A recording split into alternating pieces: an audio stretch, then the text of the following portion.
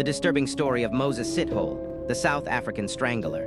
He looked calm, soft-spoken, even polite, but behind that quiet face was one of the most feared men in South Africa's history.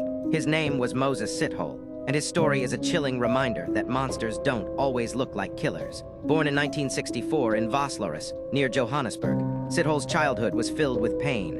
When he was just a boy, his father died, and his mother abandoned him and his siblings at an orphanage. There he suffered abuse, beatings, humiliation, and neglect that left deep scars. By his teenage years, that pain had turned to rage. He began attacking women, at first pretending to offer them jobs. He'd approach them kindly, say he worked for a charity or had a position available, and when they trusted him enough to follow, he would take them to an isolated field and brutally rape and strangle them.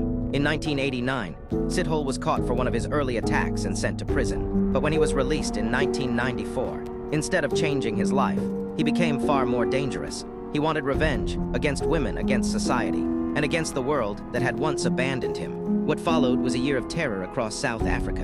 Between 1994 and 1995, dozens of women began disappearing in and around the towns of Atteridgeville, Boksburg, and Cleveland near Johannesburg. Police at first thought it was the work of multiple killers, until they found a horrifying pattern. Every victim had been strangled with their own underwear, their hands tied behind their backs, and each one had last been seen with a man offering them a job. When investigators connected the dots, they realized they were hunting a single killer, someone the media began calling the South African Strangler. The manhunt became one of the largest in the nation's history. Police, the army, and even private investigators joined in. Finally, in October 1995, they found him. Sithole tried to fight back with a knife, but was shot and captured alive. What followed shocked even the detectives. He calmly confessed to killing at least 38 women, but claimed there were more, much more. Some investigators believe his real body count was closer to 80. During his trial, Sithole smiled often. He said he did it because he enjoyed it, and because the women deserved it for rejecting him. He showed no remorse, not even when families wept in court.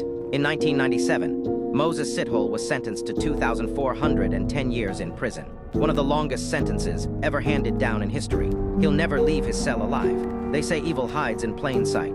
For South Africa, Moses Sithole proved it. A man who offered help, only to lead his victims to death.